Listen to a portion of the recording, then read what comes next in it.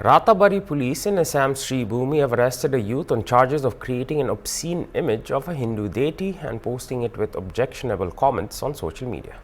The arrested youth has been identified as Sabir Ahmed, age 35, a resident of Jalalabad Bazaar and the Ratabari police station area. According to police sources, protests have been ongoing in various parts of the country recently in response to the events in Bangladesh. In this context, a satellite channel based in Guwahati had uploaded a news item on their Facebook page. In the comment section of that post, the accused youth posted an edited image of Hindu goddess Mahakali in a distorted, obscene manner, along with objectionable comments. As soon as the matter came to the notice of the administration, Ratabari police swung into action. The accused was detained late on Sunday night and brought to the police station. After completing the preliminary interrogation, he was formally arrested. Later, when the arrested youth was produced in court, he was sent to the district jail. জয় শ্রীরাম। দেখেন, আমাদের জালালাবাদ চেরাগীর অন্তর্গত জালালাবাদের একটি ছেলে আমাদের মা কালীকে নিয়ে এমন অশ্লীল ভিডিও ফটো পোস্ট করেছে এবং এমন কমেন্ট করেছে, এমন খারাপ কমেন্ট করেছে। এই কমেন্টটা আমরা সোশ্যাল মিডিয়ার মাধ্যমে দেখতে পেরে আমরা চেরাগী পুলিশের দ্বারস্থ হই। তারপর চেরাগী পুলিশ নিয়ে আমরা এই ছেলেটাকে ধরে আমরা নিবিয়ার থানাতে নিয়ে আসা হয়। নিবিয়া থানা নিয়ে আসার পর আইসি স্যার উনি রাতাবাড়ি থানাতে হ্যান্ড ওভার করেন। আজকে আমরা রাতাবাড়ি থানাতে এসেছি।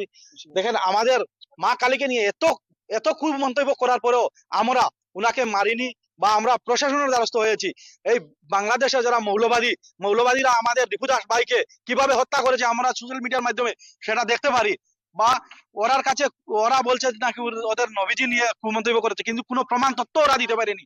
কিন্তু আজকের দিনে আমরা প্রমাণ তথ্য সহকারে আমাদের কাছে আছে, আমরা সব প্রমাণ তথ্যকারে আমরা রাতাবাড়ি পুলিশের কাছে ওনাকে সমঝিয়ে দিয়েছি, কিন্তু আমরা মানিনি। ওদের মতো আমরা কুলাঙ্কার নয়।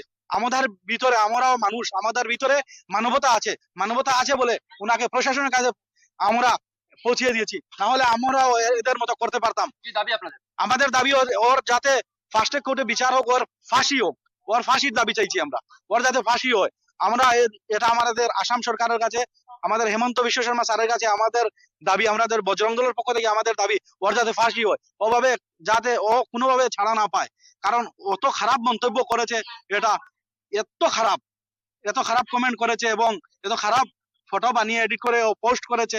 মানে এতে আমাদের মানে খুব সনাতন ধর্মের আঘাত লেগেছে।